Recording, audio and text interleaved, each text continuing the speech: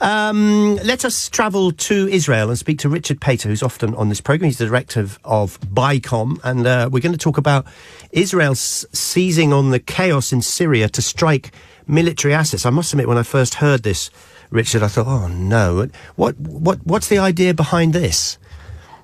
Good morning. Well, listen, in light of the dramatic fall of Assad, I'd say that the Israeli government and the military have 5 objectives here that they're trying to achieve.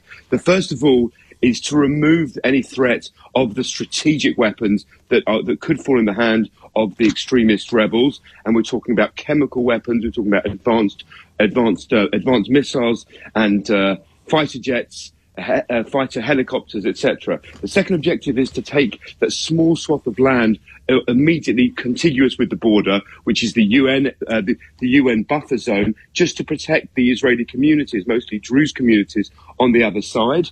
The third objective is to prevent Iran further trying to use the chaos to smuggle more weapons to their allies, particularly Hezbollah.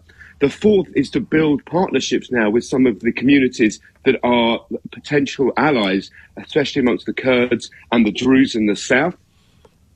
And the fifth idea is to build these deep trenches to prevent an October 7th style attack, even with rudimentary weapons like machine guns and pickup trucks. So these are the plans that the IDF is now implementing. Any danger of retaliation? I don't think at this stage. I mean, listen, I would say in the short term, the rebels have their work cut out, focusing on holding and maintaining Syria, and I think that's kind of a huge question mark of whether the integral Syria will remain in place or whether we'll find it splitting off.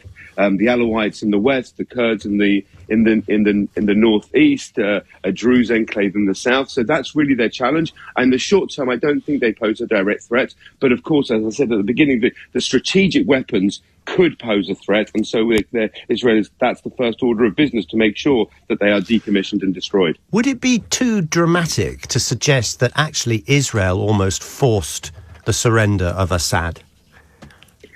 Well, I don't think they had a direct role at all. I mean, I have to say that even up to last week, Israel did not think that Assad would fall so quickly. I think in hindsight, we can say that one of the factors whether the Israeli success in defeating Hezbollah and the ceasefire in Lebanon showed just how weak the Iranian axis had become in that area. And that Russia, obviously kind of busy with Ukraine, was not in a position to come to Assad's defence. So I think they were the two factors that led to the timing of it, and potentially that the great unknown that when President-elect Trump takes office, maybe they wanted to get in there beforehand. That could have been perhaps a Turkey part of the agenda, who were of course supporting the rebels. Of course. Thank you very much, Richard. As always, Richard Pater, Director of BICOM.